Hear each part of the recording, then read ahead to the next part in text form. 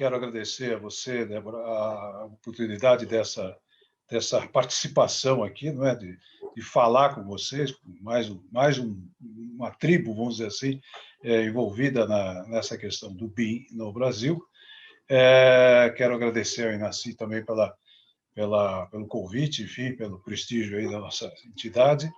E eu vou fazer uma apresentação, vai ser um pouquinho chata no começo, porque eu acredito que seja importante a gente falar assim, primeiro estabelecer bem a base daquilo que nós estamos conversando, né? E depois a gente pode evoluir aí em uma série de discussões a partir do que eu vou apresentar, tá bom? Eu vou compartilhar minha tela, então, aqui uma pequena apresentação, e vamos lá, e vamos em frente. Muito bom. Nós tivemos aqui no Brasil uma série de iniciativas para que o BIM se tornasse, vamos dizer assim, uma realidade no setor público, né?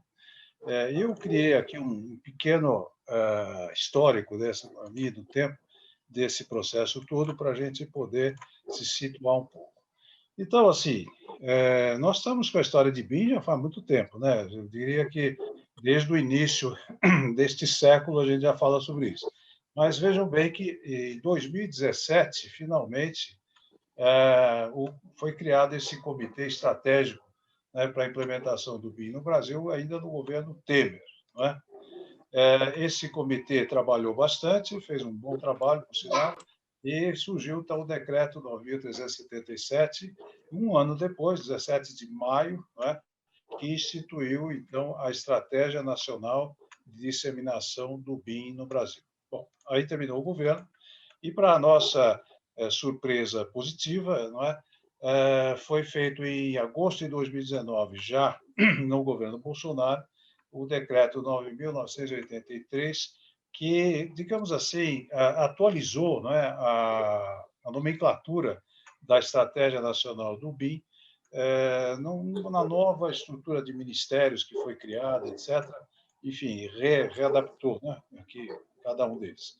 E aí, finalmente, surgiu o tal decreto 10.306, de 2 de abril de 2020, que avançou nessa matéria, na medida em que ele criou uma nomenclatura para essas contratações, né? Então, esse é o motivo aqui da nossa conversa.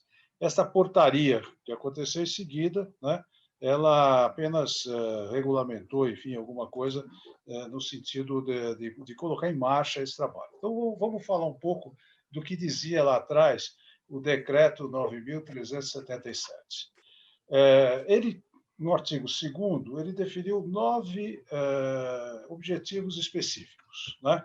Era difundir o BIM, coordenar a estruturação do setor público, criar condições favoráveis para o investimento público e privado em BIM, estimular a capacitação, propor atos normativos, desenvolver normas técnicas que, na verdade, já vinham sendo desenvolvidas lá na BNT. Eu mesmo sou sócio fundador daquela comissão que está lá até hoje, desenvolver uma plataforma e biblioteca nacional BIM, que, de fato, está aí, né? Começou a ser feita, estimular o desenvolvimento e aplicação de novas tecnologias, incentivar a concorrência no mercado por meio de padrões neutros de interoperabilidade BIM.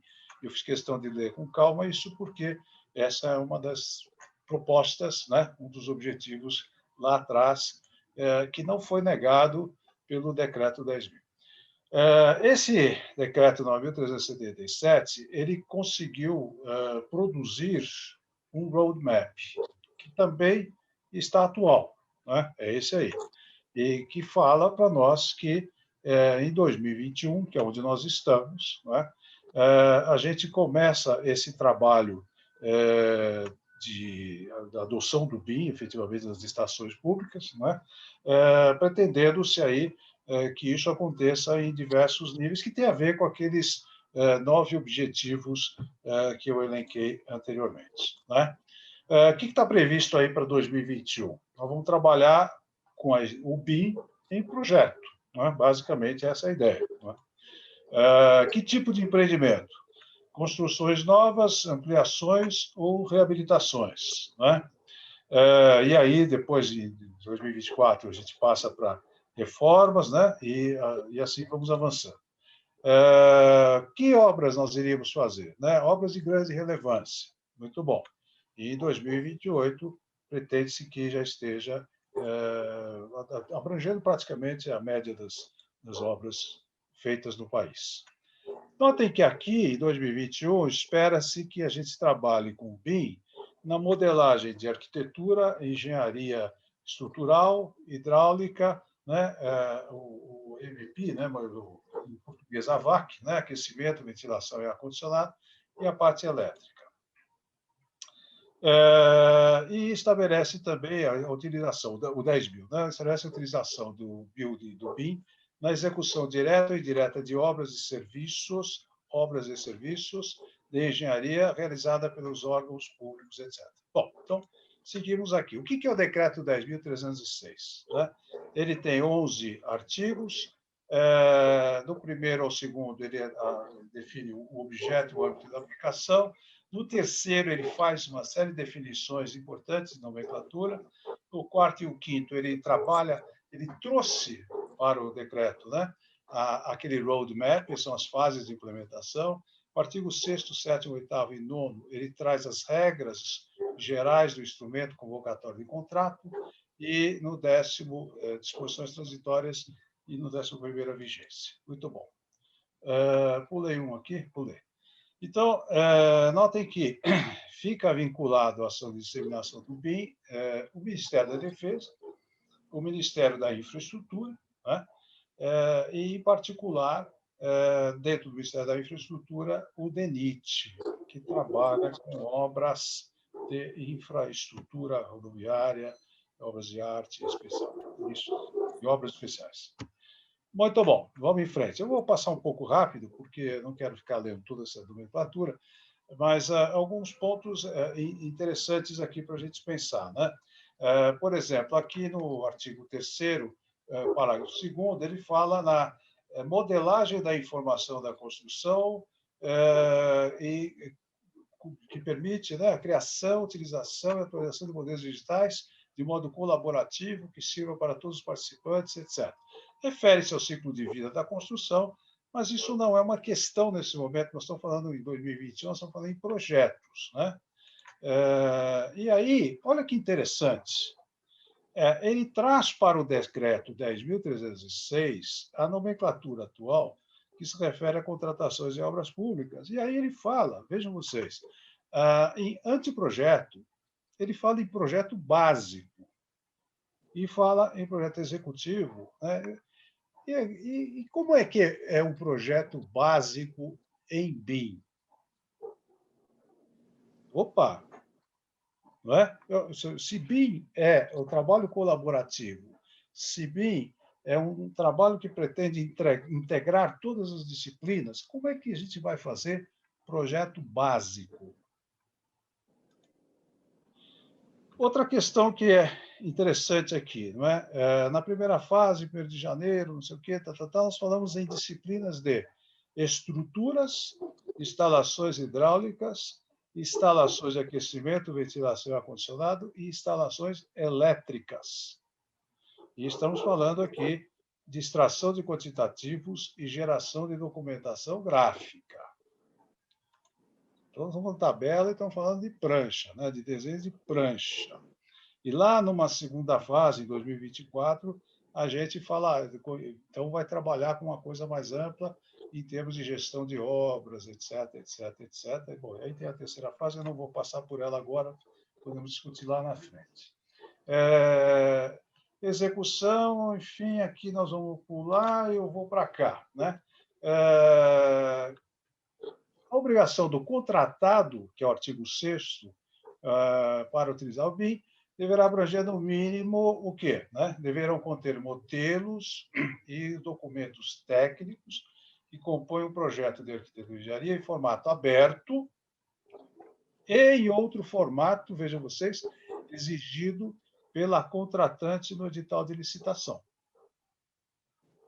Ou seja, a contratante estabelecerá qual será o formato em que nós, contratados, teremos que entregar, desenvolver o projeto para ela, né?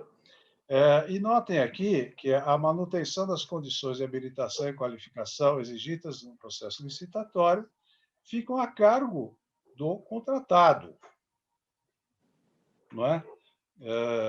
Bom, e a responsabilidade pelo treinamento e pela capacitação dos profissionais também. E mais, né? Os contratados precisam comprovar a experiência, conhecimento ou formação em BIM. Não é? Muito bom. Deixa eu ver aqui, vamos direto aqui para os finalmente da nossa discussão. O roadmap foi incorporado, ele estabelece etapas e respectivos níveis para a adoção do BIM. Ok. Na primeira fase, que é agora, ele fala em projetos de estrutura, hidráulica, elétrica, instalações e ar-condicionado, enfim. Só que, de repente, nós estamos falando de estrada, a gente está falando de ferrovia, a gente está falando de metrô, nós estamos falando de saneamento básico, portos e aeroportos.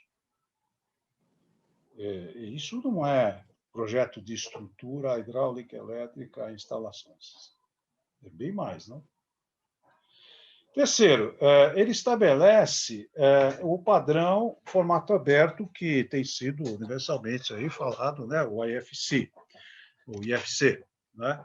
E fala em outro formato exigido pela contratante no edital da licitação. Bem, mas não é assim, não é? Eu não fico esperando o edital de licitação para fazer um treinamento na minha equipe, para desenvolver o trabalho em BIM na minha empresa, para comprar os equipamentos necessários, o software, nada disso, né? Eu não fico esperando saber qual vai ser o edital, ou qual vai ser o formato indicado pela contratante quando ela publica o edital. Isso tem que ser feito anteriormente. Só que não existe nenhum trabalho de benchmark que defina quais são os aplicativos mais indicados para essas tarefas todas. Porque uma coisa é fazer um projeto de edificação usando uma suíte de softwares de um único desenvolvedor. Outra coisa é fazer o projeto de uma estrada. Quais são os melhores aplicativos para você fazer a parte de topografia, o traçado propriamente dito da via? Como é que isso se compatibiliza entre si? Como é que eles conversam entre si?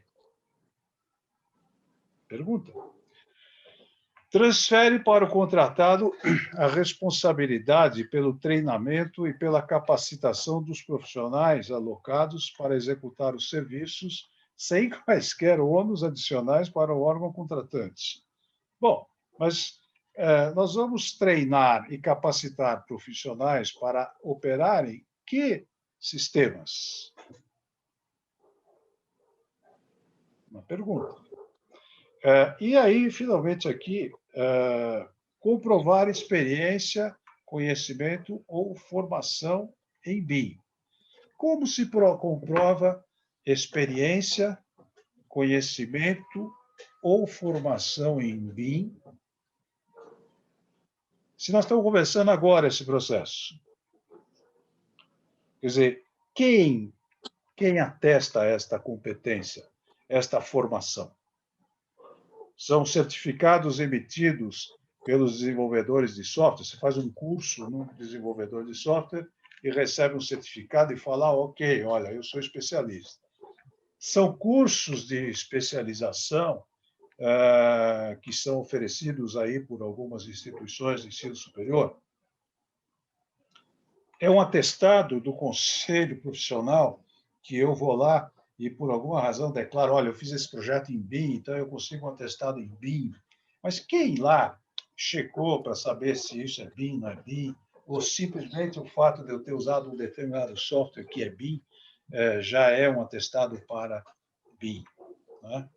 Então, eu vou interromper aqui a minha apresentação porque aí eu fico à disposição para a gente discutir essas questões, né?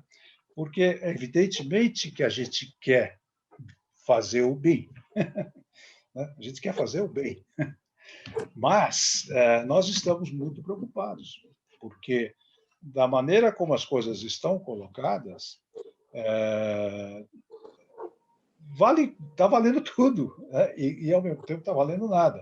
E isso, na nossa visão, pode, inclusive, comprometer esse início de processo aqui, esse nosso caminho pela frente, né? E vale dizer, só para finalizar, né, que o SINAENCO é o Sindicato Nacional das Empresas de Arquitetura e Engenharia, e é, portanto, o sindicato destas contratadas, que ficaram aí, de acordo com esse decreto, com toda essa responsabilidade, né? E é por isso que nós estamos lançando essas questões. Eu fico à disposição aí de vocês para a gente conversar. Nossa, eu tenho um monte de perguntas, mas a primeira delas é o seguinte: você se importa de me compartilhar esse material, né, para que eu possa passar para alguns dos participantes e tal, porque eu tenho certeza que eles vão se interessar exatamente por essas perguntas. Depois a gente trabalha pouco a pouco, né, nessa questão. Uma das questões que eu gostaria de perguntar é pelo seguinte: a nós, do Bintur, né? Como a gente trabalha com o INAS, que é do BIM Academy, da Espanha, e lá isso funciona desde 2014, né? O BIM, é isso que nós estamos passando agora em 2021, eles passaram em 2014, né? A gente tem tido muitas demandas desde o ponto de vista das entidades governamentais, como o CEINFRA, né? Que eu falei e tal, né? De diferentes estados, porque eles querem implementar, e até essa questão mesmo que você falou. O que pedir? Porque, claro, eles querem implementar e implementar bem, né? Porque é muito fácil que o BIM se transforme só em uma burocracia cara a mais, né? E não é esse o interesse de ninguém, né? O interesse é que ele realmente seja uma mudança na eficiência da construção, né? E no nosso caso, a gente tem preparado cursos baseados em cases, em situações, para que eles realmente entendam não só uma questão teórica, mas como isso muda no dia a dia, na construção. E o que vão pedir? Para pedir coisas que sejam úteis. Não é só um projeto que seja, é em BIM, mas muda o dia a dia dele, né? Muda a eficiência na hora de gestionar essa ponte, essa estrada, né? Agora, eu vi nesse passo a passo do SINAENCO, né, que está fazendo de tudo para apoiar os participantes, né, eu vi que já existem alguns cursos aí. Por exemplo, essa questão, eu perguntei várias vezes sobre esse BIM colaborativo, que me interessou muito. Como é que tem funcionado isso no SINAENCO? Para quem está interessado em entender mais, qual que é o apoio que tem tido? Né? Porque uma das coisas, eu já falei isso em outros eventos, mas quem está chegando aqui pela primeira vez, como você mesmo, né? O BIM Tour, ele tem um conceito sempre de trazer a novidade da Europa, mas a gente quer saber o que está acontecendo no Brasil, porque senão fica muito pretencioso eu falar, mas aqui foi assim, né? Lá em Barcelona foi assim, agora eu tenho que pensar lá em Barcelona, né? Mas em breve estou de volta. Mas, claro, na Europa foi assim. E no Brasil, o que está acontecendo? O que realmente tem de realidade, desde o ponto de vista de um profissional que está lidando com isso no dia a dia? Olha, não deve ser muito diferente o que está acontecendo aqui do que aconteceu em outros lugares, né?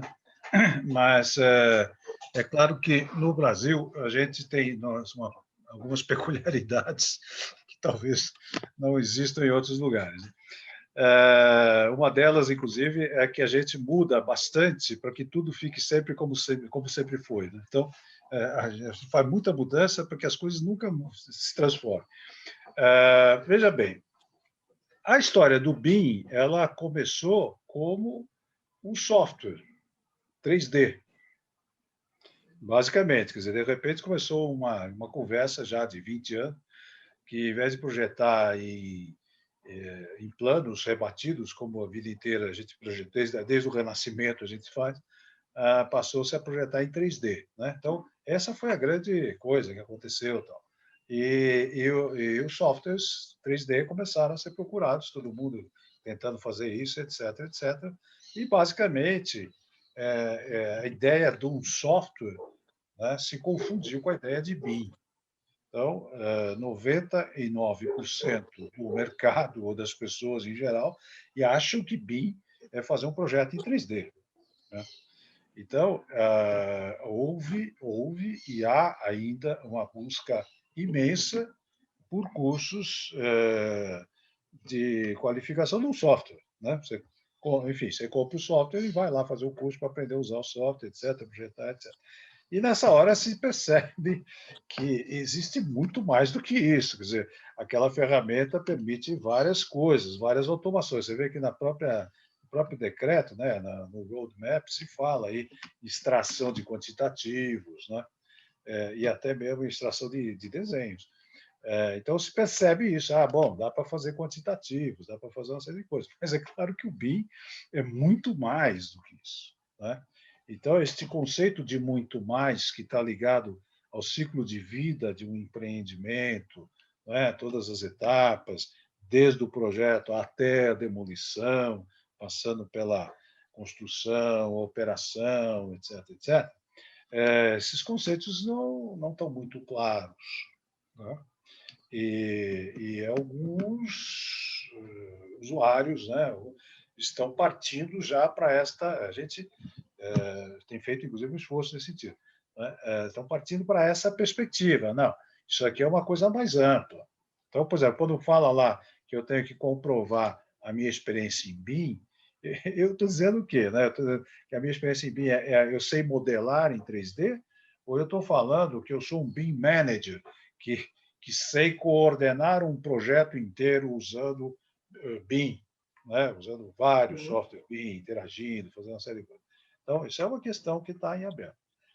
Nós, Sinaenco, somos um sindicato, nós não somos uma instituição de ensino, por exemplo. Então, o nosso core business não é ensinar. Nosso core business é proporcionar aos nossos associados as informações que eles precisam para atuar bem, para ter um bom desempenho. Não é? Essa é a nossa função. Então, o que nós temos feito?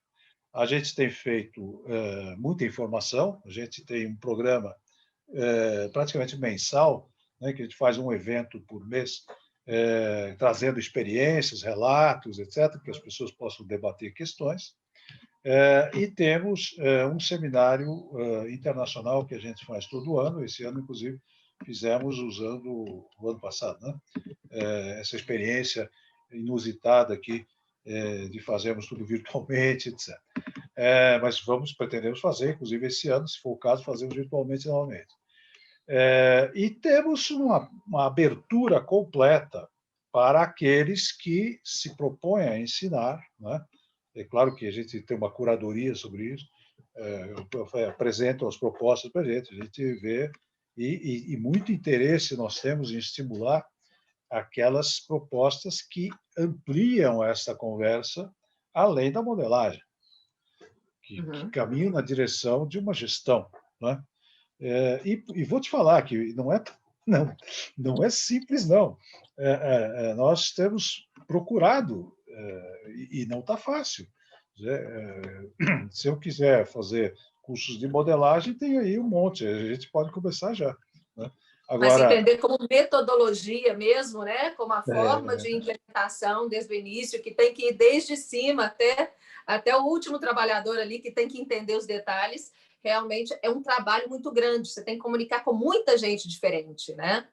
Entendi. Bom, conte conosco, né? Essa parte, a parte de formação é a especialidade do Cássio. Né? Então, essa parte da informação, da implementação como metodologia mesmo, né? Conte conosco, né? Aqui estamos.